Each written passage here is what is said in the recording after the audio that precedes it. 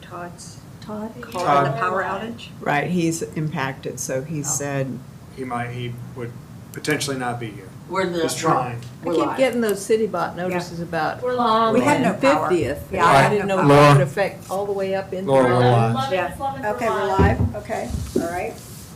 It is Thursday, July the 10th, and I'm calling the Environmental Advisory Committee to order at 4 o'clock.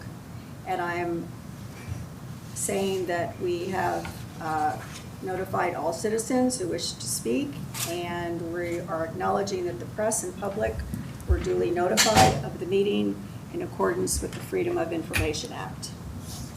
Nicole, do you want to do roll call? Sure. I'm going to try to remember who's not here so I can say all the names, because you have a quorum. So, Ms. Levens, Here. Ms. Mars, Ms. Popson, Here. Ms. Pringle, Here. Mr. Shakora, Here. Mr. Murphy, Ms. Spiota. That's it, right? Is there one more That's it. for membership? And then Councilmember Myers is here. Here. You have a quorum. Okay, great. All right, our first order then will be approval of the previous meeting's minutes, and we actually had two of them because the one was June 2nd, when we met at the pier to look at the signs and the configuration. And then the other was for June the 12th, which was our actual meeting here at the city office building. Were there any corrections or changes? No? I All didn't have right. anything. Then I'd like to take a vote.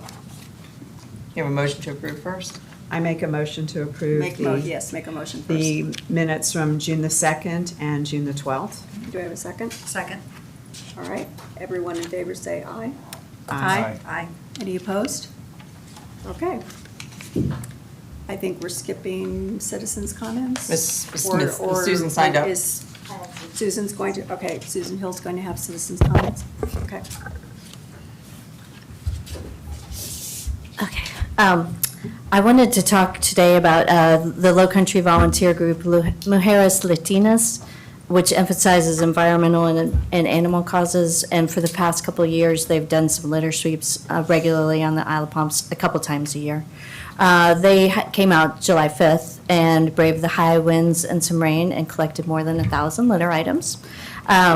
The Isle of Palms cleanup crew has shared supplies with them, and they keep in touch with me, but so we're connected, but they act independently. And then they have also come up with a plan on their own to add toy bins and litter bucket storage shelves to beach access paths, and they've already created a couple already. And they came to me with this. Isle of Palms cleanup crew and the city have already installed a no toys left behind bin at Front Beach that is very popular. But the Community Enrichment Task Force has also recommended expanding this idea of toy bins, bucket trees, and benches at major beach access paths. So I feel like there's some synergy that could be going on here, and a positive is that Mujeres Latinas is interested in maintaining the toy bins as well, which is awesome.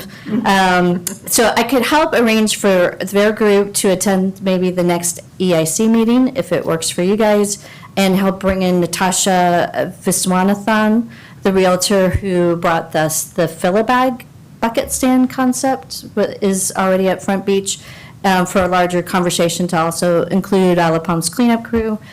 We understand the city will need to weigh in on placement and may need to get blessing from state environmental officials for all of that. Also, Linda Rowe with the South Carolina Aquariums Conservation Team assisted that group at their July 5th litter sweep. And while they reported a lot of left behind chairs, towels, etc., she noted that they did not seem to encounter as much fireworks litter as in years past. And this is anecdotal and maybe subjective, but may validate the changes that were made and that the fireworks contractor agreed to make to reduce plastic litter in the show. And a shout out to Public Works for adding in a contracted litter crew that has been doing runs every other week since May that includes the beach, commercial and parking areas at Front Beach, roadside cleanup from City Hall, the Isle of Palms connector up Palm Boulevard to, I think, at least the 41st Avenue and the Marina. They collected 22 40-gallon bags of litter on Sunday, July 6th, which is about 2 to 3 times more than their other runs had been. And finally, 100-plus volunteers attended Isle of Palms cleanup cruise Monday, July 7th, all hands on deck litter sweep with IOPPD and South Carolina Aquarium's conservation team co-hosting, and South Carolina Federal Credit Union providing treats, but I don't have the litter counts on that yet. Can I ask one question? Yes. How is it going with the cheap surf boogie board With the- push to oh, get the styrofoam? You know, I have Boogie not, boards I still have on my reduced. to-do list to try to get to the supplier, the wholesale supplier, to get them to make changes in what they're purchasing. So Good. hopefully have positive stuff later on that. Thank you. Thanks for asking. is just doing the better ones though, right? Yes, so Harris Teeter, we did agree to, and did change theirs, except I have noticed their very tiny little boards are the kind of the cheap ones. But, I haven't seen it. yeah. Okay. But they have really kept with, Yeah. overall with the bigger boards, they've kept to their word on that, so that's been good. So would we want to have Natasha potentially come and speak to the group? Yeah, and she's did the fill-a-bag concept in the past, but yeah, I can bring her in, and Miriam Martinez is actually kind Miriam. of the point of contact for. For the Mujeres Latinos? Mhm. So I can get you that contact information. Thank you. I think it would be Yeah. a great idea. Okay. All sounds right. great. Yeah, if you can get me the contact information, and then Sure. we'll invite her to come and speak next meeting. All right, great. Thank you. All right, going on to old business, lighting ordinance, and Todd's not here, so was there anyone else I that? think, yeah, Todd and I met. Okay, great. great, thanks. And I think pretty much what we came up with was to leave the turtle light ordinance alone and the way that it is, and then add another section, which I believe, Douglas, it was going to legal counsel? Yep. Okay. And has he, They have, yeah. is that what's in our packet, or are we waiting to hear back from them? No, we have heard back from them, very minor tweaks, I think. Okay, but we don't have like a final version yet, or do we? No, we Okay. don't. Okay, so that's where we are. We're close. Okay, we're close. Great, Yeah. okay. I saw one thing where I think a word might be missing. Yes, I saw that too. In A, in the red part, directly onto any natural, including intracoastal waterway, should it be natural area? Mhm. Is that what you Natural area. saw? John? Yes, it is, Mary. Good. I think it's just a Oh, word, a word. onto any natural area, Mhm. yes. I mean, That's- he says natural area. Yeah. In most of those. Including, you're right, okay. So that, That's the only tweak I saw. okay. So, and Todd's questions were, a couple of them were geared around the legal response, and they had the comment that it is a little bit unusual to have, and I think one of them is a should, and one of them is a recommendation in a city code. They suggested either making them requirements or putting them out of the code and into some, into just kind of an educational component. And I'm not seeing I can see recommended is an E. There's another place, I think, that is a should instead of a shall. I would say we just switch that to, It said we Make it a should not shall. use recommended, we should say required instead. Is that what he was? Yes, he was so getting at? it would either be, if it's recommended, pull it out of the code and have it be an educational type thing, or change it to a requirement. And I'm not seeing, I think Oh, there were see two should. places. It's D. Where's should? The last sentence in D. These Right about the light lights should be on a timer. Oh, yes. Yeah. Yep. So that was really their only comment. We'd either take it out if it's a should, or we would make it a shall. Well, and my question is with that, how would that be enforced? With the lights that they should be turned off by 10 PM every day? I mean, it would potentially have code enforcement contacting you if they were not. If it was a must, a requirement. But with code enforcement, are they going to be, circulating the island and checking to see? But that's my question. Yeah, they are, I mean, they are here at night, and I'm guessing it would be reactive. I mean, they'll probably go kind of unnoticed unless they noticed or somebody called or something. Yes, a resident. And that's called. how 90% of our code enforcement happens. So we can report, if one of my volunteers sees lights on, I can call code enforcement the next day or that night or what? Well, and this one, I mean, D, the should that we're talking about, is the kind of architectural lighting, the uplighting. D specifically is talking about the lighting that you put up on your building, that would go off at 10. And I think that if that was these lights shall be on a timer and cut off at 10, if somebody had their house illuminated after 10, they would potentially get a visit from a code enforcement officer. Same thing with the Kelvin. And they work all night, the code enforcement people? On the weekends, they're here on the nights, yeah. Okay.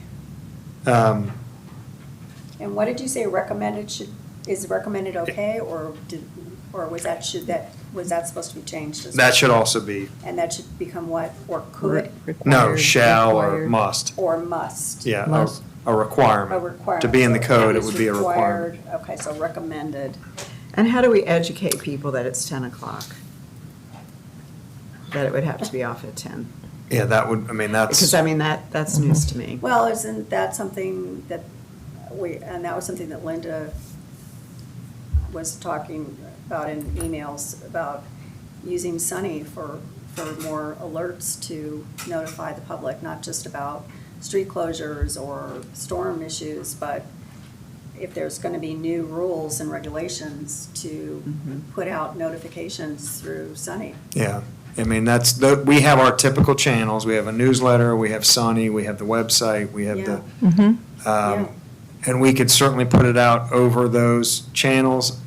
We do hear regularly things that go out, people just don't get them, or they don't, they don't, They ignore it, yeah. they ignore it, or they're not They're signed not up. gonna, or- the code enforcement guys aren't gonna give tickets the first, Yeah, they're gonna give warnings, so. They're going to knock on the door and give a warning. yeah, I would think so. I don't know, I could see somebody, the 3,000 Kelvin, that is I don't know if there is a Kelvin meter, I don't know how an officer, and I guess maybe in practical application, if a bright blue, I mean, I think 3,000 Kelvin, I think, is kind of a warm glow. I guess if they see one of those super bright blue lights, they would just know it's not 3,000 Kelvin. That may be a challenge to enforce. But maybe there are light meters available. Well, I know there's brightness, I just don't know if there's color. I don't know, could be, I would think so.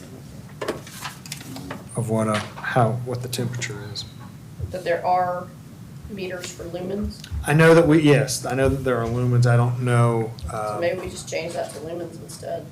Because that's what, up in C, it's lumens. Yeah. Well, I think a lot of what they were trying to achieve was the warmth and not have that blue kind of LED, be kind of cold. It was supposed to be a warm, apparently the warm Kelvin temperature was better. Yeah, all wildlife is better. less responsive to the warm Warm lights, yeah. Kelvin Warm Kelvin. than the bright So it's blue two, light, yeah, it's two Yeah. issues, the brightness and the warmth. not just turtles. Right.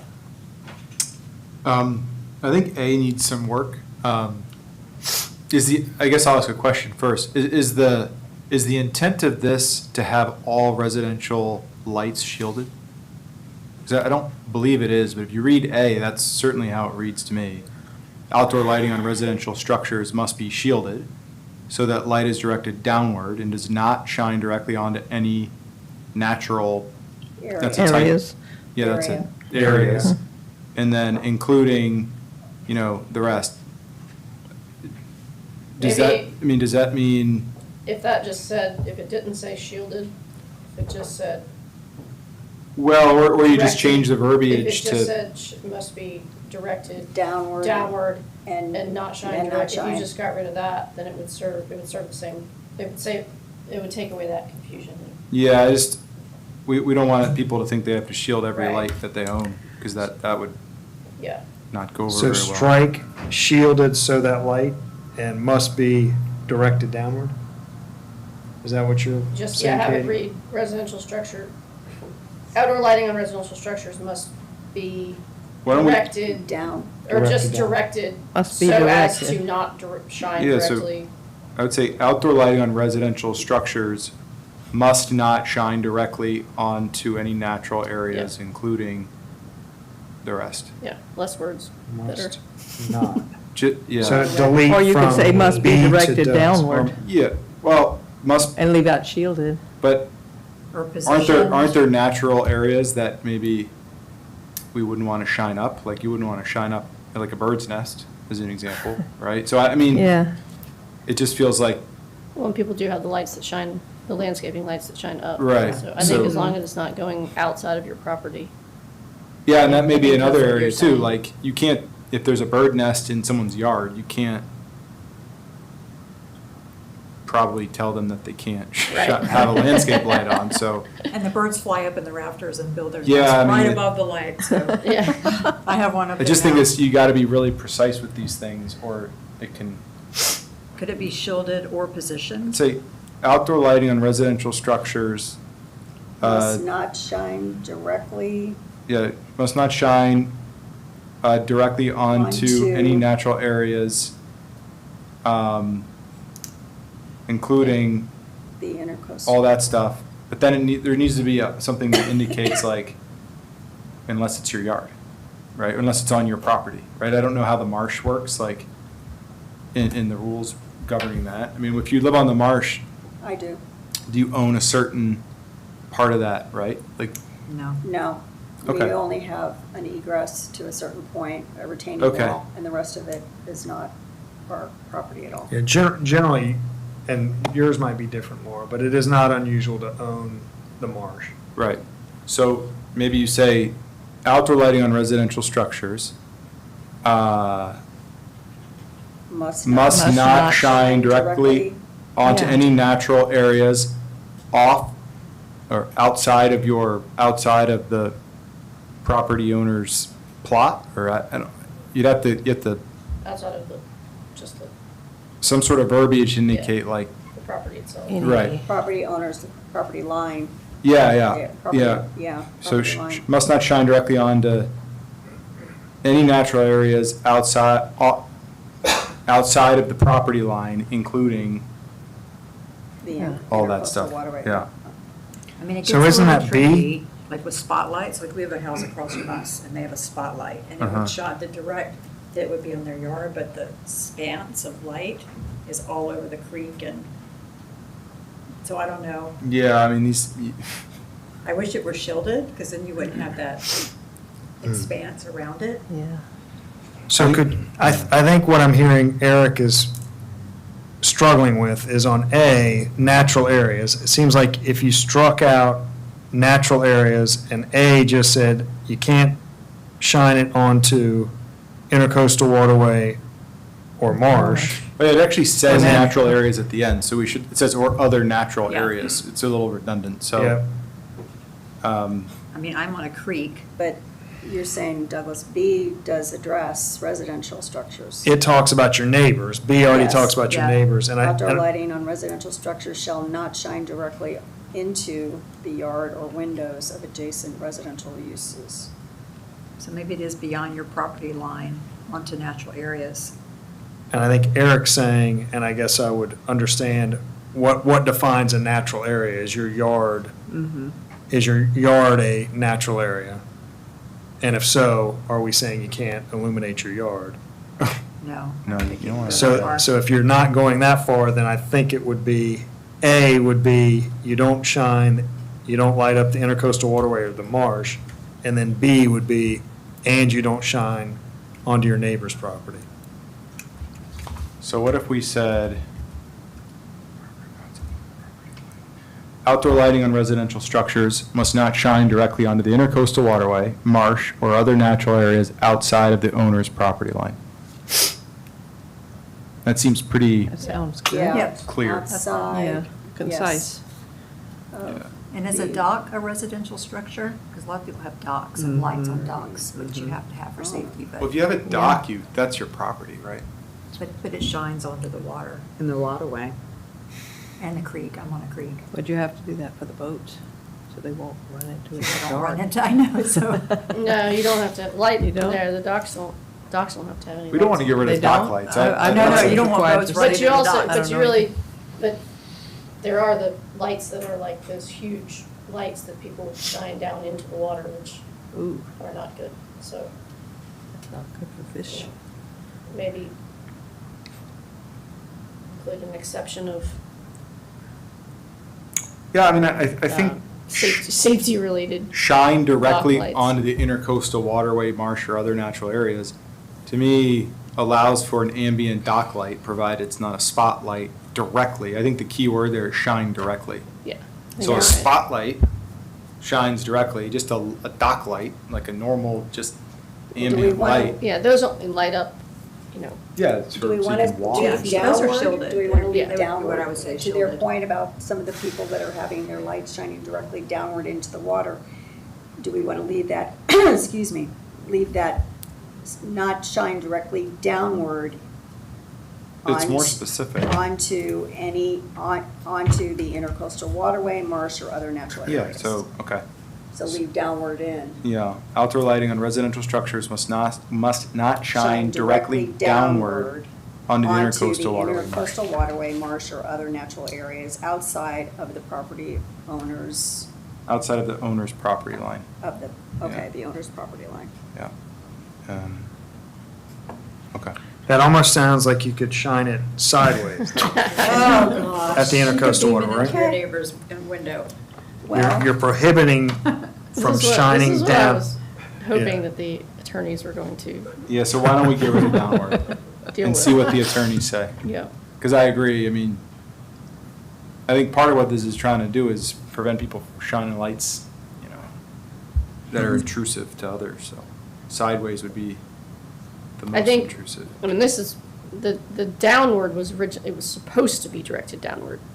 Downward wasn't supposed to be a prohibition. Prohibited. Okay, So now we're trying to use, I think if you want to make a prohibition on shining like a light down into the intercoastal, I think that has to be separate.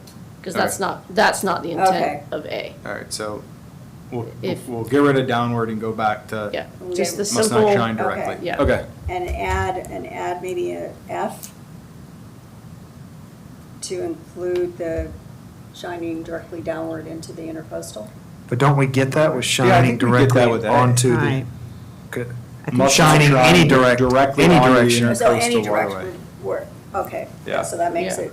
I think all that's good all enough. It's all encompassing. natural I think areas, that's right, Okay. beyond your Broad property. enough that if somebody's doing that, we can tell them to stop. Yeah, I think Cindy's Okay. point was, is a dock, because it's all talking about residential structures, is a dock also a I residential would structure, which I certainly think it is. I would think it's an accessory residential structure. Well, how does that work in the sea turtle thing? Because it'd be the same as the dune walkover, I would assume. Yeah, And those, you can have those little lights on your dune walkover. But those are supposed to be turned off Yeah. during the season, right? Yeah. yeah. Completely? Lights They're shielded. illuminating the Definitely cross, shielded. dune Even the ones crosswalks that- on any, you Even the, like, have to turn those off. even the shielded ones? Yes. Oh, okay. Yes. Lights illuminating the dune crosswalks Yes. shall be turned off from sunset to sunrise during that season. Okay. So yeah, this isn't nearly as prohibitive as the sea turtle ones. But I think that's fine. I like the stronger language, though. not recommended, it's required.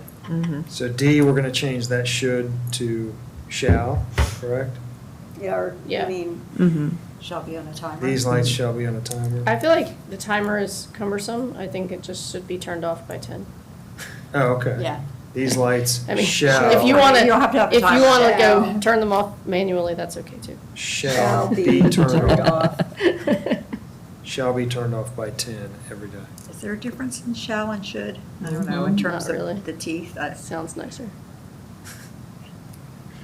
well, should is. Should is kind of optional. an I don't know Shall legally. And is- shall is not, yeah.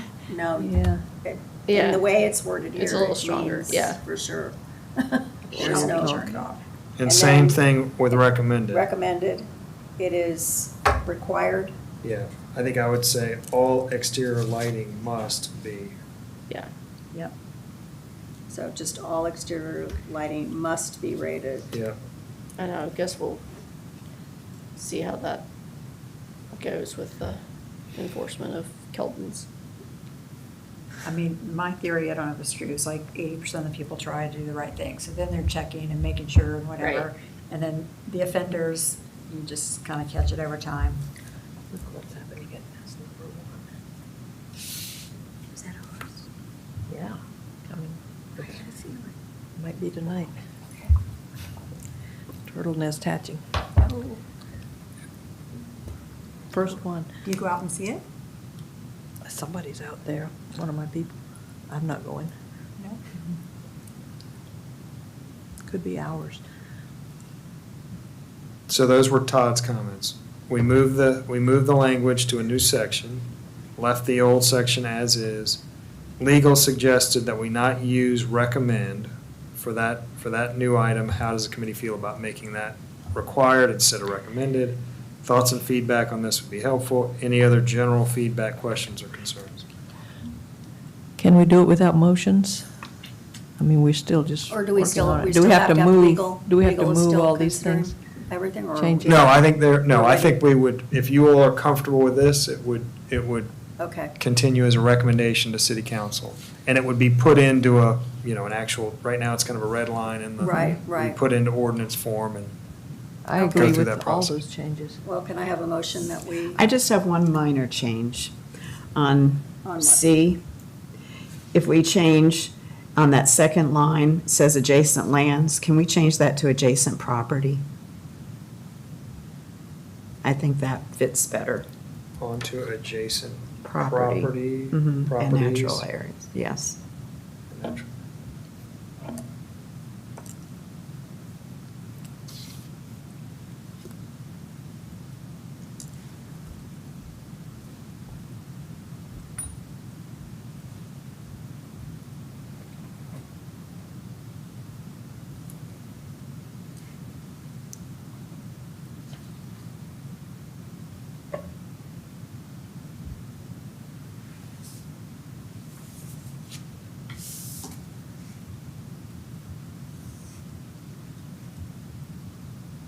Anything else?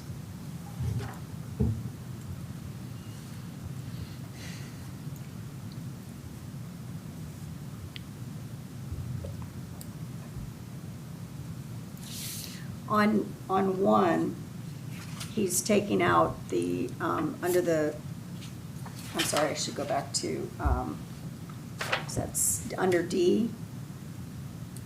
One, so we're taking out, these lights shall be equipped with shields. Is that correct? We're taking out, so with the, So with, D1 stays on,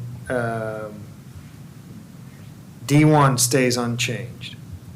And I think that. okay, so it we're would- leaving the yeah. low-pressure sodium bulbs and shades? No, that shows that was That deleted. shows that that was deleted. Yeah, those are. The low sodium, Yes. yeah. Mhm. Okay, so it's. So that was the only equipped with change. shades, Mhm. with Yeah. shields, yeah, okay, I just want to make sure I was Yeah, getting I'm that s- correct.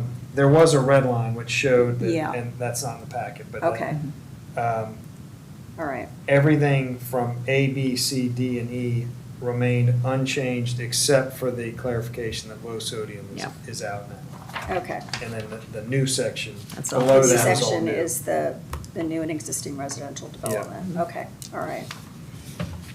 Well, if we have is there anything else? If not, then can we get a motion to go ahead and move this on to council? I make a motion to submit it to council. I'll second it. Aye. Okay, take a vote. All those in favor say aye. Aye. Aye. Any opposed? Okay, Good. I think Todd will be very happy. He's put that one away. And Katie too, because I know you, it's like, You guys did a good job of breaking it yeah. down. Yeah, It I was think so that was much much more There was a better. lot of Yeah. back and forth with this, Yes, but there we was. really, really appreciate the Good extra job. effort to get it just perfect, I think. Okay, great. Thank you. All right. All right, the next order of old business would be water quality testing. And this is, I guess, my baby. I think in your packet you have the write-up that I did. So James Riddle is with Wolpert, and they can do the bacterial testing. They would actually be the third-party company that would help us with the collection and the interpretation of the testing. The company that does the pre-screening for bacteria is called Fluidian, and they also do the full DNA microbial source tracking, MST tracking, and that's actually Lumen Ultra. So James really feels that the pre-screening is a great way to start, and we wouldn't be specific. What we're trying to find out is if there really is enough bacteria in those 3 outfalls that we've identified to see if we should then move forward from there to do the DNA testing. And the turnaround on the Fluidian testing is about 2 to 3 days. So it would be very quick. We would get a quick read. And each test kit comes with 6 test tubes. So we could use 3, do the test, and if that test doesn't show high enough levels of bacteria, we could pause and possibly try again, and go back in about 20 days. You have to do it within a 20-day period for the second testing, because the test kits, the materials that are in them that create the actual test for the bacteria, they have a shelf life. And so the first 3 obviously would be fine, but we would have to make sure we did the second test if there wasn't enough bacteria within 20 days to make sure that the components in the test tubes would still be active and give us a correct read. And if we still are not coming up with enough, we could go back again and try a couple months later. The other thing about this, it's a dry weather test. We don't have to wait for a rain event, which is a very positive option. And to do just the Fluidian testing, it's between $1,500 and $2,000. Is that per outfall or is that for 3 That's outfalls? for all 3 outfalls. For 3 outfalls. That's for all 3 outfalls. And those, again, were, the ranks of concern was this SW13 location, which was at 25th Street, SW17, which was Waterway and 36th and Forest, and then the third one was the Harris Teeter location, that's SW6. If we get the testing to come back with enough bacteria, then we would go forward with the MST, the microbial source tracking DNA testing. And he really feels we need to test for more than just dogs and humans. We have to get more species to have a better comparison of looking at human bacteria versus other species in our area. And this would not be something, it would not be just a one-off test. This would be something where we would need to go back and start to build a graph, if you will, of what we're finding. And if we continually find that human bacteria is showing up at higher levels than any of the others, after several testing, then we could start to potentially narrow it down if we wanted to. But he really feels that we should do elk and deer, which are considered very similar from a DNA standpoint, bird, gull, dog, and human. And he made it from the example of you need to establish both the numerator and the denominator. So, 1 over 1 is 100, 2, et cetera, et cetera. So he really feels that we need to build the story for human versus the others, if that is in fact the case that we're finding. And if not, that's the other part of the story. We need to notify the public that, okay, things are looking okay so far. We're getting more of the animal bacteria than we are human. And the whole key to this is we're trying to find out if it is human. And if it's not, then okay for now, but it's something that we need to keep going back and testing on a regular basis. So if we were to move forward with if we had to move forward with the DNA testing, if we find that we have enough bacteria to actually go forward with the DNA testing, then it would be an additional $2,650 to $2,900. And again, the test kit would come with 6 tubes, so we could do 1 test and then do a second round if we needed to, if we wanted to. And that would be an additional $1,900 to $2,150. And he stressed that the number of times that you test and get your results will determine how more accurate your data is. It's just, typical science. You have to have more than just one benchmark in order to establish, where you are with a test.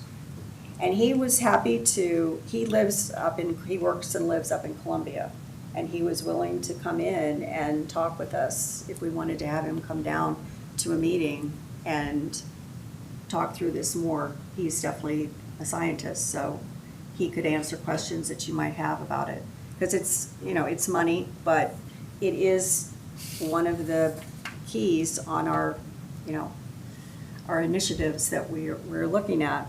It was to develop testing specifically for septic systems and water quality. So Laura, any reason we couldn't do the fluidian testing now, see what the results are?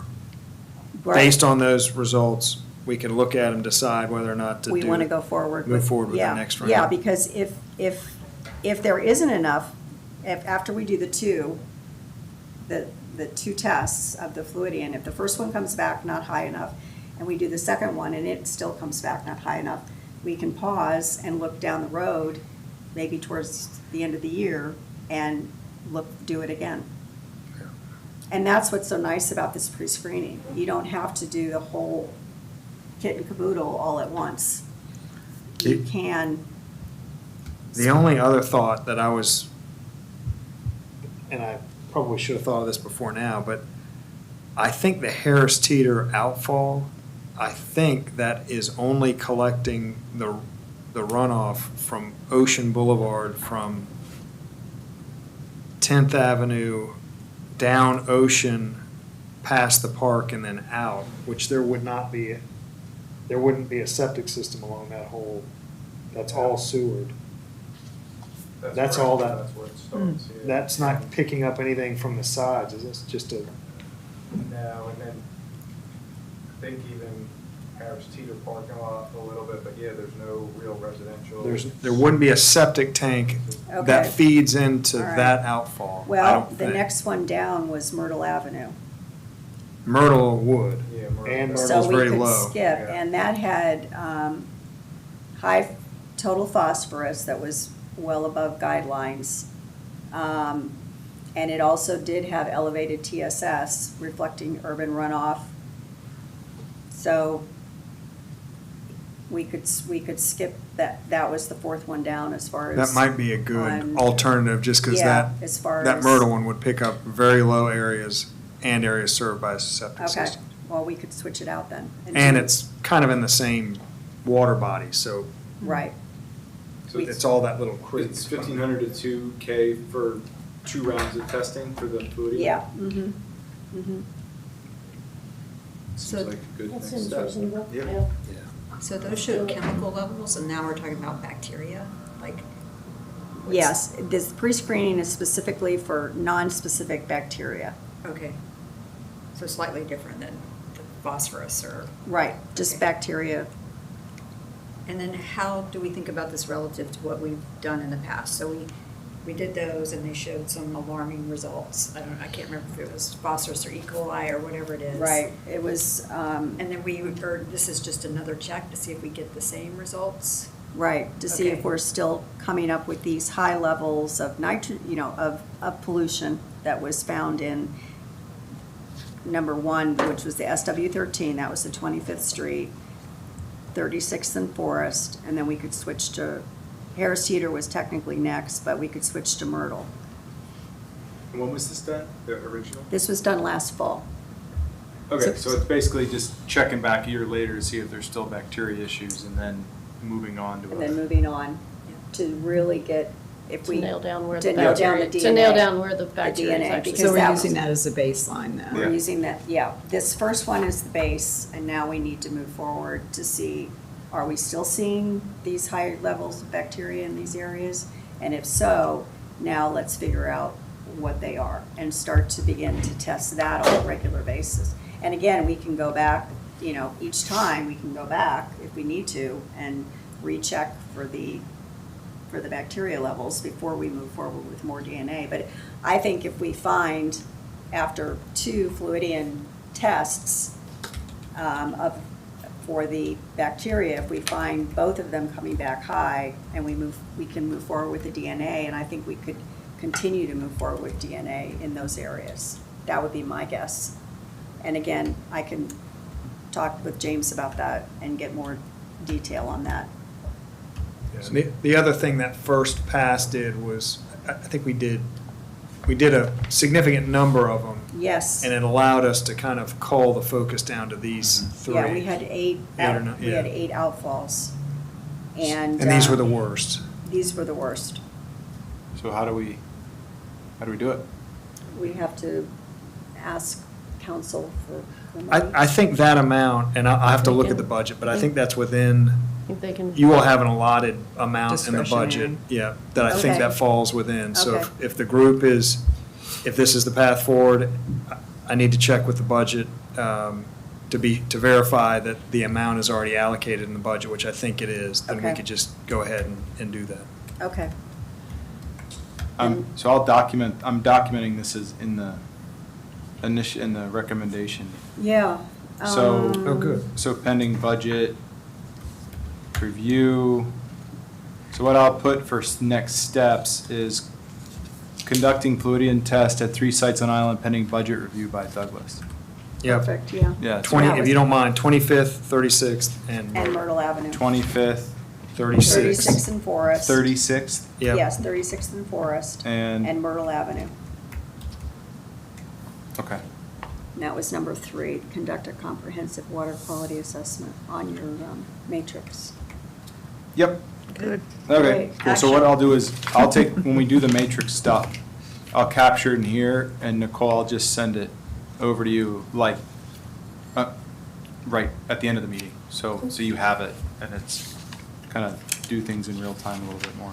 Amy is actually the keeper of the matrix. Oh, Amy, okay.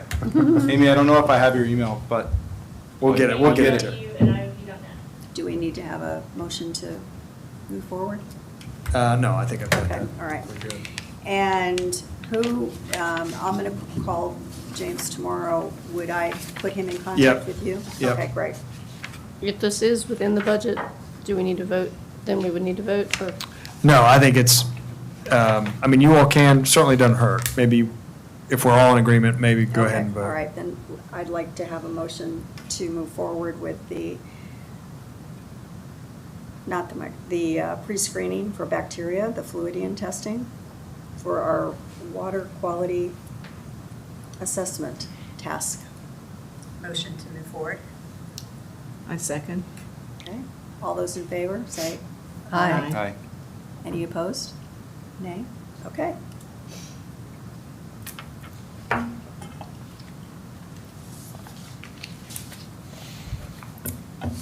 All right, Next John. up is the glyphosate Roundup usage and education. Yeah, so where we left off last month was to kind of explore an ordinance that would include a glyphosate ban on all city and resort property. The resort property being kind of the big mover, because city doesn't really use glyphosate, and I think we've already kind of had agreed a couple months ago to kind of cease usage, so that was an easy box to check. So yesterday I met with Scott Ferguson, who manages the grounds in Wild Dunes, and I didn't get a chance to write the notes because the meeting got done after they were published, but I can certainly summarize the conversation. As Douglas had kind of indicated, Scott's pretty, I don't want to say he's pro-glyphosate, but he I think to quote him, he said it's one of the safest chemicals that they actually use. And he's he's been doing this since the 80s. He's very, very knowledgeable on, all of the opinions on glyphosate. He sees this as a pretty politicized issue. In terms of impact to Wild Dunes, he said if the city were to ban glyphosate, then Wild Dunes would have to up their herbicide costs by 5 to 10x. And even with that kind of increase in budget, they'd have to put a lot more chemical on the grounds, which could in fact be just as bad. And it would still be less efficient. And so, it was a very cordial conversation, but, he did point me to a lot of resources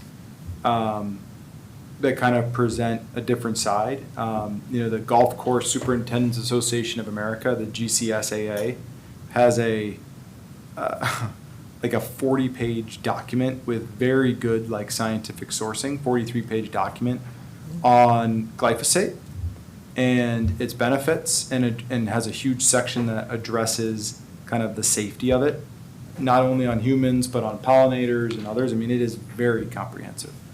And so I think we'd have a really, really uphill battle to try to ban glyphosate on the resort properties. And I think part of the reason we'd struggle is because for every article you find about the negative aspects of glyphosate, you find just as many saying that it's okay. So you kind of have the U.S. organizations like the CDC and the EPA saying, it's okay, and then you have, the World WHO saying it's not okay, and then you have, the NIH publishing articles, the National Institute of Health publishing articles on both sides, and so you get quickly, it devolves into kind of a, he said, she said kind of a debate where people are just throwing, scientific studies out that to justify the other ones, and so, he definitely would push back for sure, and I think he would, he would certainly tell Wild Dunes to push back too, and I think Wild Dunes would push back because it would significantly impact their expenditures. And so we tried to he said there are some chemicals he uses that he doesn't use that, be for safety reasons, and we didn't really get into specifics on that, but I said, well, maybe we could kind of codify what Wild Dunes won't use. He didn't love that, but I think he would, be amenable to exploring something like that. But I just think it's going to be, if we want to try to put forth an ordinance that would ban the use of glyphosate on resort grounds, inclusive of the golf course, we'd have to do a lot more research on our end to be able to justify why. Because I can tell you right now, he is he's been doing this for 45 years. And, and he I was incredibly impressed with the amount of knowledge he does have. And he did give us resources, so we can, read through this, counterpoints in this, what is it, the GCSA, the Golf Course Superintendent Association of America document, which of course is gonna be skewed to using glyphosate because of its efficacy. But then he also said, we could talk to the Turf Grass Management Association from Clemson, as well as the Clemson Department of Pesticide Regulation. But again, what I suspect is that these are entities that are going to be supporting the side of using glyphosate. But I think it's hard to put forth something as impactful as a glyphosate ban, to the resort grounds without a deep understanding of the other side of the argument, which because he knows that really well. And he's gonna come in here and he'll, frankly, if the city tried to do it, he'd probably tear the city to shreds based off where we're at right now in terms of knowledge. Because he's got, he's just based off his position. So we can keep looking at it. I think it's a noble effort. I think the fact that the city's not using it is good, but he's pretty convinced that it's on the grand scheme of chemicals that need to be used, that it's not that bad. And I don't have personally the knowledge to refute that, because so. And remind me, when we looked at this earlier, what did we look at what Kiwa was doing? It was Hilton Head. So Hilton Head has a ban on city property, which is, technically kind of what we have now, right? What we So- were going for, yes. Yeah, well, I think we have it, right? We have just a policy. A We don't have policy, a, we don't have okay, a yeah. So we codified ban. We have a policy that's kind of not been publicized. We could publicize it, but if I recall looking at the Hilton Head, I mean, they did like a whole PR, campaign or a press release on it. It's city property, so like the golf course in Hilton Head, he said he knows they use it, but that's not obviously city property, that's the golf course. So I'm not, he said there's some golf courses in like Tahoe that don't use, they're like all natural, so they went a complete other direction. But Tons of weeds. But I think, yeah, and you have all these property owners who live on the golf course, and as he pointed out, he's like, they're not going to tolerate just an immense amount of weeds. Can I ask a couple Yeah. questions? Okay, so what is his basis of that it would be 5 to 10 times more expensive to switch to something like Speed Zone, which is what the city?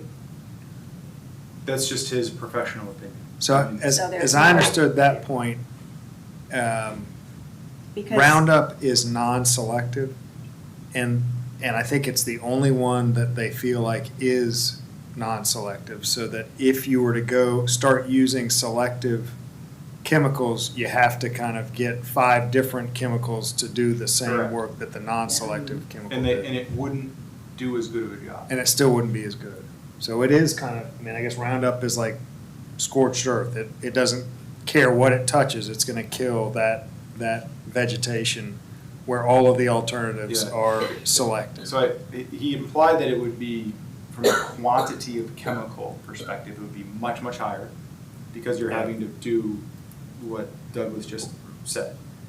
And that obviously has a cost. Quantity of chemicals, is gonna be higher, and therefore cost is gonna be higher. And I think you need to apply more because it's not as efficient. So it's just quantity of chemicals and actual quantity of each individual chemical also being higher, and you're stacking that up, and it's just, he obviously, it was just a conversation, right? So we didn't get into an Excel and break down costs or anything like that. It wouldn't have been appropriate for just kind of an introductory meeting to the topic. Because I'm just thinking that would be, if there would be a way, if it's about money and effectiveness, and if there can be a way to show him the opposite is true, I would think then that he would be willing to trade one for something else. He would say why.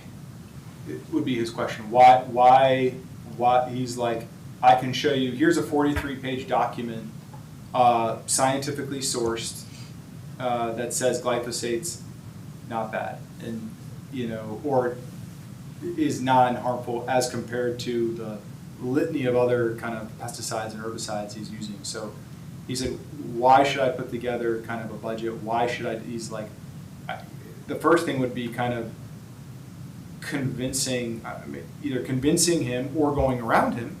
I mean, at the end of the day, he's like, look, I'm retiring, like, if you guys want to pursue this, like, pursue it, but I think he's like, why? He's like, so we could say, hey, you know, show us why, you know, your costs would go up by the 10x, what chemicals would you use?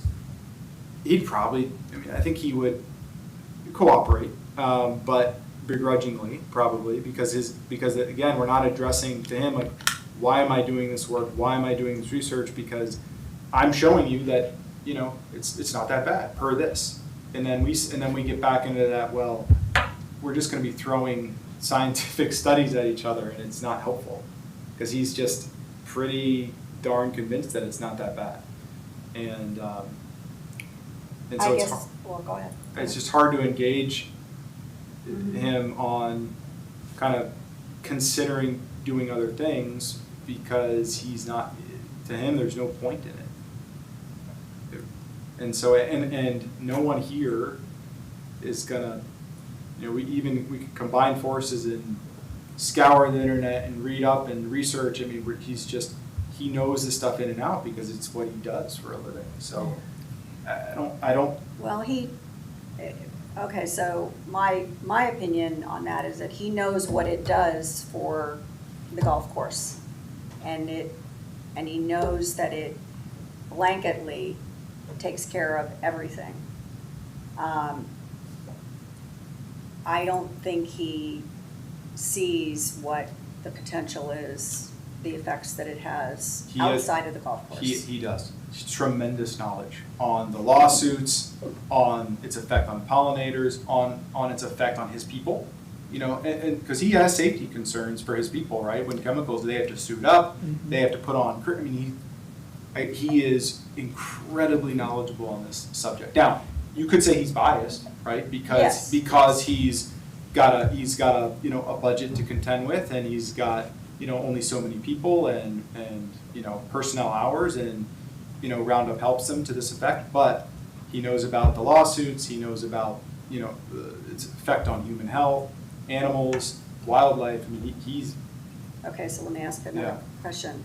If he has his people have to suit up and have all this protection, if it's not an issue, why do they have to do that? I don't know if he's doing that specifically for glyphosate. You know, he was talking about, you know, over the years, you know, having to do different chemicals, and for certain chemicals they have to suit up in different ways. But I think, you know, while he acknowledges that it's you know, compared to everything that in his repertoire, it's on the safer side of things. I mean, obviously, I think there's just precautions that you take when you're using, you know, chemicals. I mean, he told me a story. I mean, it's, you know, I mean, if you just read the bottle of any, you know, herbicide or pesticide, you know, you don't spread, you get it on your skin, you wash it off. Like if you get it in your mouth, you call it back, you know. I mean, there's I think common sense protocols that one would use with any kind of chemical, but I don't know that he's using additional protective measures with glyphosate than the other ones. It's probably just kind of a standard thing, but he is aware of, you know, all of that. I mean, he told me a story where this is somewhat relevant, but he uses it in his personal life too, and he somehow he was spraying it and the container that it was in like exploded from pressurized conditions, and it got all over him, and he's just like, yeah, I just like got in the shower. He's like, I wasn't concerned at all. So, you know, you may want to talk to him too. I mean, I would say we can go. I'm not even dissuading the committee to back off on this issue. I'm just saying, like, we really need to, if we're gonna go to Wild Oons and say this is what we want to do, we have to really be able to explain the why in a way that counters the mountain of knowledge that they have in Scott. Or else it just, we won't. I We'll understand. look foolish, Right. actually, No, because I he's just understand. that, I he's just understand. that well-versed on this, in all elements of the topic, so. And Hilton Heads is just their town, Yeah. just city-owned. It strikes me. And that it's funny because the criticisms that our attorney had for the light ordinance in which you shouldn't say weak. Should or, Yeah. Should or Require, Recommend. recommends is all over the place. It's It's pretty fluffy, I think, It- from what I read. Yeah, it's pretty, I think it's, it's not very, Well, I'm sure I did a that, quick AI search, are there any golf courses in the US where this is banned, and it's not? yeah, it's, There are a couple in Canada, there are none in it's the a US. golf course, you can't, I mean, I mean, there's I'm just sure, not- but I'm sure that, Hilton Head is trying to make it sound like they're doing, more than they really are, and I think Yeah. that's his point too. That's- I mean, and, you know, it has, in his opinion, it has become like a politicized thing. You know, where people are like to tout, like, oh, they're doing stuff for the environment, and in fact, they're not, doing a whole yeah, that's whole what this lot. 6-page document And is doing. What I also don't know is like, Their integrated pest management policy. Yes, exactly. yeah, it's, I think a golf course, now, if you took the golf course out of it, obviously, that 5 to 10x goes way down, because the Well- golf course is like what needs to be the most pristine. And I already know that I spoke to the main landscape company Yeah, that handles everything but the golf course. Mhm. And they use it sparingly, just like the city. yeah. Does They use Speed Zone. Scott just oversee the golf course? he does, He yeah. does. He So, does. And Wild Dunes Properties outside of the resort does not use it. You know, they own properties, WDCA owns properties, as I asked them, Okay, they don't use it. And then there's some properties around the hotel that's the resort, but so I mean, it really feels like the glyphosate issue, if we want to make a big impact, it's to go Okay. at the golf course. it's And the golf It's the course. golf I think that's very unprecedented though, based off what you just said and what he said, like, Then, I'm just not sure that's a fight. So you think we ought to kind of table this for now and? It just seems like a project that is doomed to fail. Do you all, kind of talking about the publicity of the Hilton Head project, would you all feel good about if we're not going to use it, we have a policy of not using it, we could, for kind of show, create a ban on city property, we could publicize there is a glyphosate ban on city property, kind of knowing that it doesn't cause us any, we would be doing it primarily for the narrative and the story of it. Well, I think PR. also, Yeah, I think PR. also from a less somewhat cynical standpoint, for the educational aspect of it. Right. Right. If saying that like, and that's. You know, the this role is- model for residents. right, like Yeah. we're doing this, the Kind of a city's doing lead by it. example. Yeah. Yeah. And it makes people talk about it and think about it Right. and, you know, I think, and yes, it looks Yeah. good for the city, but it's also like. That might maybe be as it'll far as we should go. Encourage people to Yeah. do People, it, to look yeah. into it themselves. There's a passion behind this issue that I didn't realize was there. I had the same conversation. I think you all, I texted Scott. Yes. Do you all use it? And it was like a very emphatic yes. Yes. And then it was a phone call of, Well, I mean, you. not walk only in- do I use it, but like hundreds of gallons I of mean, it. you walk into Lowe's Oh. or Home Depot right now and. Oh, it's huge. Right there, like. Well, and that's- The first step inside the store. Yeah. Thing like It's a, this, yeah. it's a That's thing. the next step, I Yeah. think, is, in my opinion, is education. And at the city level, with not the city level, but the population of the city. Yeah.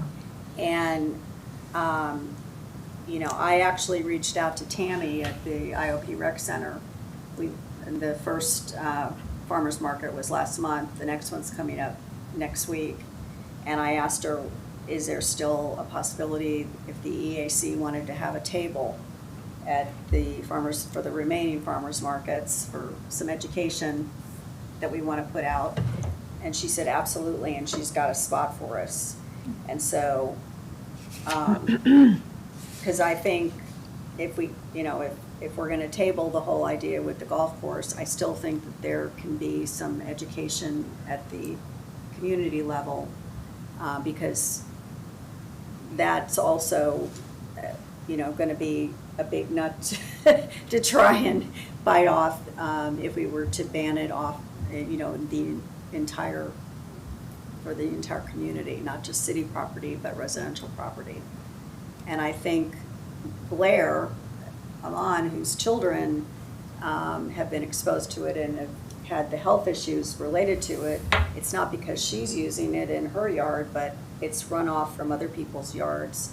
And if we're going to make any kind of an impact down the road, I think we need to begin to educate as we are. And if the opinion of the committee is that we don't need to do that and we should just let it go, then we could do that too. But I if don't think there's you all any harm. feel that it's not that big of an issue, or side more on the U.S. rather than the World Health Organization side of the fence, then we can just forget about it. Eric, how did you, I mean, it sounds like you got a lot of information from Scott. Yeah, I Did got it sweat? indoctrinated on the benefits of Did, glyphosate. I mean, do you feel like it's a good? No, Any doubts that we should be Poor Eric. still advocating against glyphosate Yeah. after your conversation? I think it's just one of those things, like, I don't know what to think, to be honest with you, because there's so much information out there on both sides. That one thing that does concern me about like a public event is, like, it's clear to me from talking to Scott that this is a politicized issue. And there were comments made like, oh, this is, politicized issue where it kind of like, it's like the left feels one way and the right feels the other. So I would hate for poor people sitting at a booth, talking about glyphosate to get, bombarded. We have a pretty diverse population here.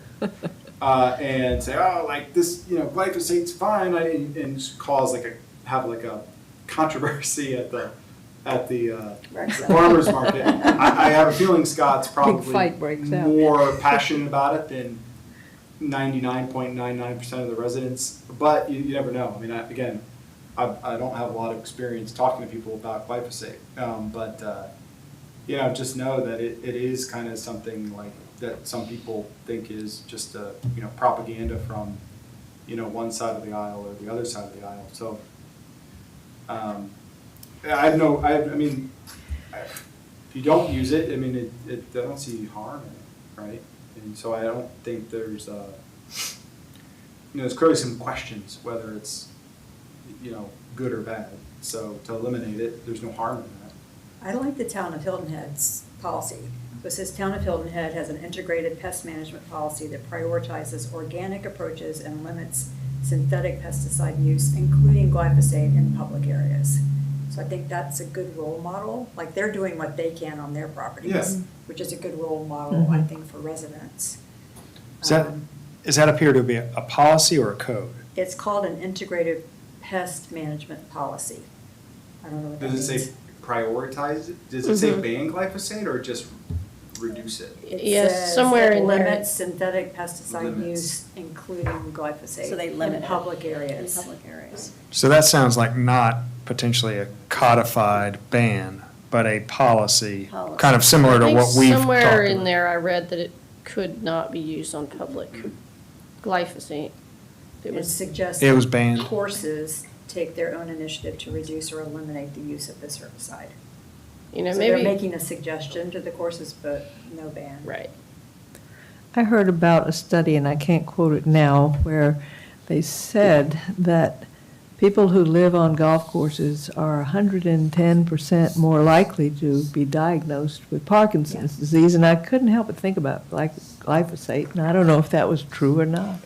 Yeah, thought it according to was pretty Scott, there's a lot scary. of other really bad chemicals. Right, I mean, that that's- they It use could too, be so anything. on top of it, so. Yeah. And that's the other thing, I think, on one hand, it's, if you don't use glyphosate, great, because there is questions around it. Whether you believe they're substantiated or not, if you're not using it, it's fine, but what are you gonna use instead? And I have a feeling a lot of the alternatives could be just as bad. Right. I mean, again, I'm not knowing much on the topic, but, I don't see an issue with, doing some education or doing something a little bit more public like Hilton Head. I mean, Hilton Head, you know, it sounds like they just published a press release that we could almost copy verbatim based off just kind of current practices today. Because I think if we were going to the farmer's market, we'd have to have assets. Oh, yeah, Mhm. absolutely. And we wouldn't Handouts. have anything by next week, I don't think. Well, there's a lot of information that I can get, I've gotten off of the internet, you know, from the World Health Organization Mhm. and from the other cities that are banning it, like at the city level. But would this group need to review those Yeah, assets yeah. though before it would So- be But why, released? I don't think- why not just let's do an ordinance that says that city property, we're gonna not use it on city property. I mean, that just, to me, that seems like such an easy win, because we're not using it on city property. And we have all the control, Right. and then Right. you get it out there, and you get the official ordinance, and then you get the educational aspect that goes along with people talking about it. Yeah, the why, you have to put the why We out there, could put which is an just we're article concerned in, about it, or. and that was my other thing, to put an once we get the ordinance for the city level, and then put an article or news about it in both of the Island Vibe and the Island Eye News, so that the community knows. And then that would be a first step towards an education message of, hey, the city's doing this, and then maybe go from there with the farmers markets with additional information for the general public of the pros and cons of, because you're right, there's, and I guess to me, that's the big, well, part of the thing. If it was totally benign, there wouldn't be such substantial information on the other side of the fence. And it's a matter of who do you want to choose to believe, you know? And that's so totally subjective. Yeah. And that's within his right to do that. And I think people need to know there's more information about Yeah. why it isn't good for you And I- or Yeah, I don't- pollinators or. I think Scott would acknowledge if you were using excessive amounts in a way that you shouldn't, you know, getting it all over your skin on a daily basis, you know, getting it in your mouth. I mean, that, like, just being totally, like, irresponsible, like, it certainly could be damaging. But you Well- could say that about Windex. I mean, Yeah, there's and a lot of things you could say that about. And so, because he did get into the lawsuits, which again, he has a lot of information on. And he has a lot of opinions on the, you know, why Bayer's paying out these lawsuits too, but yeah, I mean, look, I Okay. think it's definitely, there's enough studies to justify the why of it being a, you know, possible to probable carcinogenic chemical that, you know, to back up an ordinance. And he's not gonna care about that. And, you know, there's no downside to that. And we're barely using it anyway, so. Right. Okay, all right, well then let's, So do you want to make a recommendation make a recommendation to move forward with a ban on city's property? On city property. properties. And we would put that through the committees, create an ordinance, put it through the committees, go to workshop, go to full council in August. Okay. And Eric, would you be able to, I mean, you've got it pretty well worded. It The would just- verbiage? Yeah. Yeah, I mean, let me just see if my email will pull it up here.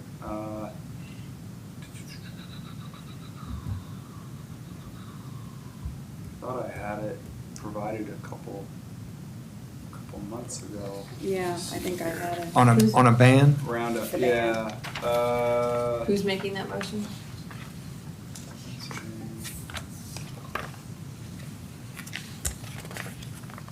We need a motion, right? Yes, Okay. motion second. What is, Glyphosate, i.e. Roundup TM, is prohibited for use on city-owned or managed properties. yeah, I think it would be very simple. That's That's it. it. Full stop. Yeah. All right. So we need to have a I move that we make that recommendation that he just quoted. Is that Okay. what you need? Yeah, we need and do we have a second? Second. Second. Okay. All in favor? All in favor? Aye. Aye. Any opposed? Okay. So who should I send that? I can just, You just email that to me, yeah. and we'll put it on the next month packet circuit. And is there PR around that? Because I think that's a good thing to say. Yeah, right? well, once it goes all the way through Yeah. and then goes to council next month, right? Right. And then if it passes council, Does it have to then. have a first and second reading and all that? Yes. Yes. Yeah, so it won't be yes. right away. It won't be Yeah, that's right. away. It would actually get first reading in August, it would become effective in September. September, okay. Then what we can do as a group is craft an article that we could have published in both the Island Eye and the Island Vibe. And maybe even the big city paper too, might as well. Yeah, the city's packets, for whatever reason, the shark ban kind of got picked up by the media, so I think probably there will be, having- they kind of pick things out that are of Yeah. interest and Yeah. create some That are news. controversial. Yeah. Yeah, we should put it in a. So it'll probably kind of show up in Okay. some All right. news articles. Okay. Well, let's keep on track then with the recommendations on the matrix. Yeah, so I have it all up here. So you want to, I took notes on the 5 we kind of addressed last month. Do you want to just kind of review those next steps and then we can get into any new ones? Mm-hmm. Okay, Yeah. so the first one was add an eco-themed event to the rec department's calendar. Doug, did you get a chance to talk to the rec center? I have about not, Okay. but I will. that? Okay, so I'll keep that as the Keep that next on step. Adjust packaging ordinances to close loopholes and align with neighboring municipalities. We're gonna await the green group report card on that. Remind me what the green group is. Is that the counties? No, Actually- it's, That's, Yeah. it was actually in the posting program, and it was being shared by a green group, but I sent you the link to it. That with- story with the matrix? With the patchwork of ordinances, local, and like a grid of the different cities. I just sent it a couple days ago. Okay. Yeah. So the Link report to the card is story. that grid? Well, there's a whole story Yeah. that goes with it, and it includes a graphic of the different municipalities and what they have enacted related to their packaging and straw, where they are with straws, Okay. where they are with cutlery, and how they all kind of are a little bit different. So Doug, can you send that to us? Yes, And yep. then, so the next step will be, instead of await green group report card, it will be review green group report card and Doug to send out. So, Yep. you can send it out and then we'll review it and then you can kind Yeah. of keep moving that forward. And So it I'll- shows the comparison of Isle of Palms and all the other communities. Yes. Okay, Yes. great. Mm-hmm. And I mean, as I mentioned in my email, I think that there's a conversation that should be had about straws, because even though I believe our law restricts straws, most restaurants, if not all, are providing straws without even being on request, they're just giving out straws. And I would encourage, along with the other recommendation that's like farther down on that grid, is to get with the businesses and get buy-in, and also figure out why they're not adhering to this, what's standing in the way of that. There may be a loophole in the language that allows for straws that are made out of recyclable materials, but they're obviously not being recycled. And that includes paper straws as well, Susan? Yeah, I'd have to go back and look at the language. I think there probably more so was language to allow for paper or compostable straws. Mhm. But again, with paper, it would easily be, be more of a compostable item. But plastic, I think, is also technically being viewed as a recyclable item. but not, I think that the disconnect is that it may be marketed as a recyclable item, but in Charleston County, they're not recycling straws. Yeah, and the city's code, that's correct. The way Susan's describing it, the city's code exempts recyclable plastic straws. Then if you look at the definition of a recyclable plastic straw, it specifies as long as the county recycling center is recycling them. If you look into recycling them through the county's center, they don't currently recycle them. So technically, plastic straws are currently illegal because the county's not recycling them. But that's kind of a little bit too in the weeds to expect a restaurant to be able to monitor what they're recycling, so it probably would be better dealt with in a different way.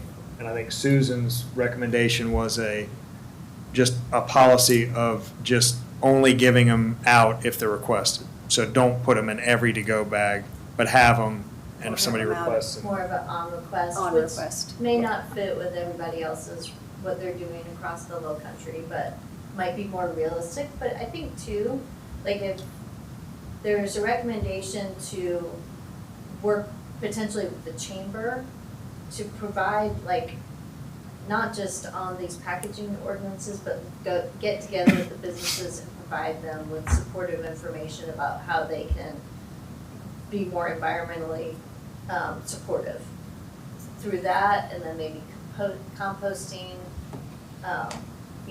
recycling. We have some of our major bars are, could be doing a lot if they would just recycle their cans and bottles, those kinds of things too, which you don't necessarily have to be ordinances. So I guess my thinking is more to be working with the businesses than to be telling them, Telling them what to do. because otherwise you're just in the conundrum of how do you enforce Right. So these things. I'll change the next step I'll add, consider, other than for Doug to send out the green group report card, consider business engagement to reduce packaging concerns. Some sort of campaign. The third one we already talked about, it's the water assessment thing. The fourth one was develop a public education program on resilient strategies. And I think we had said that was hurricane related, correct? And so to use the city newsletter to kind of educate. Do we have any hurricane in the IOP newsletter that comes out monthly? Is there like a hurricane preparedness month where it's focused on like where to get sand back, fill sand up, and do? I don't think it's a set month. I know we've definitely done stories and I feel like I think we just did one at the beginning of hurricane season. We did We do one. did. Yeah. Okay. Booklets, right? I have a booklet. Well, that's a now. mailer. That's a little bit That's different. different. But the city sends those out too. Yeah, no. Yes. So We should we send just- out we do send out a mailer directly to everybody, specifically on kind of flood preparedness. Should we close it then? I mean, it feels like we're doing a lot. Well, isn't resilience strategies more than just hurricanes? That was part of the problem last month. We didn't really know, and we talked about it, and we didn't we trace back where it came in, and it was a hurricane. Was it think just so. for hurricanes? Well, or kind of the built environment, kind of this flood, Okay, minimizing flood Weather damage. events. weather events? Not just Okay, hurricanes. Okay, If I may, I think it would be helpful if the grid included the priority and the goal that the recommendation is attached to. So the Above, yeah. Yeah, so the ones that we're going, we kind of consult, we have the whole list, and we basically prioritized the initiatives by which ones are like short-term and low cost. So that the ones we're going through right now are ones that were classified as ones that we can address in action quickly. And we're also not ones flagged as like super high cost. Oh, right, and I agree with that. I'm just saying like the grid loses a little something with the recommendation. Maybe just put in parentheses what goal and priority it's connected to, otherwise you might not. Got Some it. of them, you might be like, what does this mean? Yeah, I will say General. internally, we do go back to the plan pretty regularly to look at the context of the goals, the strategy, the element. You know, but obviously the matrix was kind of a condensed. Yeah, this- And it would start to kind of balloon back out to being a. Well, and on the website, though, for resiliency, it references more of sea level rise than hurricane, from what I'm seeing on the recommendations for like Goal 4, resiliency and adaptation. This was environmental stewardship and management, was this, oh, that was the. What is the goal Section. that, Sean, that you're specifically? Well, it says Goal 4, resiliency and adaptation. And then it has the recommendations, but it's specifically, again, referencing sea level rise, not hurricane.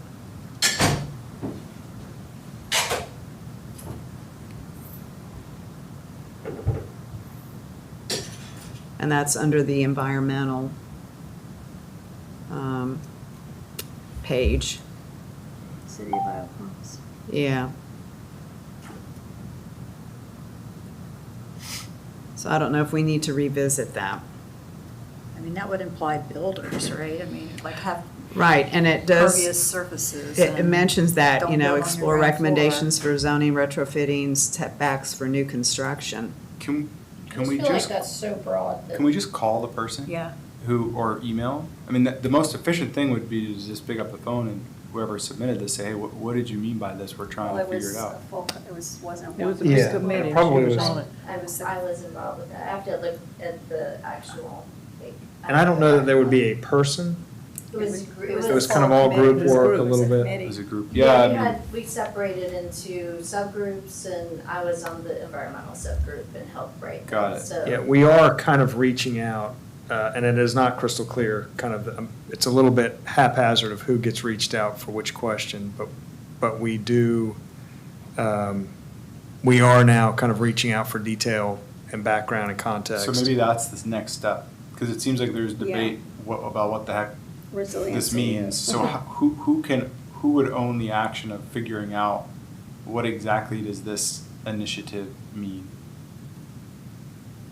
Who- I could certainly ask the question. I mean, I can, Do you know who I the could per- probably speak to most of it, if we went through, I'm just not fully prepared at the moment. Okay, so why don't we So pick this up? We'll pick this up next month. Okay. So Um, running out of. Pick up next month to get more context. Resilient strategies, is that your group? That was probably, yeah, underneath them. If it's under environmental recommendations, Mhm. our group Yes. worked together on Okay. it and kind of drafted it. Okay, But once we know what it is, it's not that hard to Yeah. right. develop content and distribute. The other one's in the same boat, because the next step is Doug to get more context. Develop plan to increase awareness of challenges and solutions that include do not harm messaging for residents, visitors, developers, and businesses. Did you all get, I read. so we did get kind of context from Linda from and Linda Susan and Susan. on that one? What is it? I missed it. There was an email that. Well, that would have, I guess it didn't go to Eric. Oh, Linda Tucker. Can you forward that to him? Yes. Okay. Yep. Yeah, Douglas reached out to Linda Tucker and to Susan for context, and they both provided a lot of good detail on that. Okay, so, So we can. Yeah, I'm sorry, Eric. I should have Sorry. sent that to you. Apologize. Why don't we let you look yeah, through I'll that? just say Linda Tucker provide more context, Eric to review, pick up next month. Okay. And what does it mean? Is there like a quick explanation? Do no harm, what does it Let's mean? figure that out next month. Okay. So- I feel like there's a lot of explanation. So in the Okay. first 5, we have 4 investigating still and 1 ongoing. It's 5:28, so we can go to the next 5, or we can pick them up next time, or they'll defer to the group. I think in the, I need to let's, go. in the context of time, it's Okay. 5:30. Can I just add one thing? A quick course. one that we could, if you go down, was it 1, Oh, is it 2, SASME? 3, 4, 5, 6, join the South Atlantic Salt Marsh Initiative. I reached out to them and asked how would we as an organization join, and I also signed up to get the newsletter. And I'm waiting for the woman who works on that Great. to get back to me. She's out until tomorrow. So that could be something we could Cool. move up. It'd be a quick, and there's a grant that's available, Douglas, through them For what? for salt marsh. Initiative. It is specifically a natural resources grant, and it's specifically for financial assistance for coastal programs related to marsh protection. And it's a $6 million grant and an award ceiling of $500,000. It's technically through the Fish and Wildlife Service is who's making it available. It's to help, align areas with, better mitigation for marsh and protection of marsh areas. So, Is there a grant writer? I mean, that sounds yes, we do. interesting. We have a grant writer. Okay. Yeah, I think the challenge would be To what make the sure- project would be. Yeah, and I've got all the detail, but I'm not gonna do that now, so, but we could discuss that next. And I would like to make a suggestion. Is it possible to maybe move this matrix up next meeting as far Yes. as old business, so we're able to get to Do it this first. Yeah, Yeah, I think that's a great, we always run out of time. I think we've gotten through a lot of things that we kept trying to get Yeah. to. So now we can get to this. So Laura, I'll send you, I just put it in the notes, and I'll resend the attachment, so I'll send it to Nicole, Douglas, Laura, and then who else should receive it? Amy. Amy, see if Amy. I put in Amy Lee? Yeah. Name right now. Good. Okay, all right. No new business, You correct? want a motion to adjourn? Yes. Let's have a motion for adjournment. I move that the meeting be adjourned. And I second. All right, everyone in favor, say aye. Aye. Aye. Any opposed?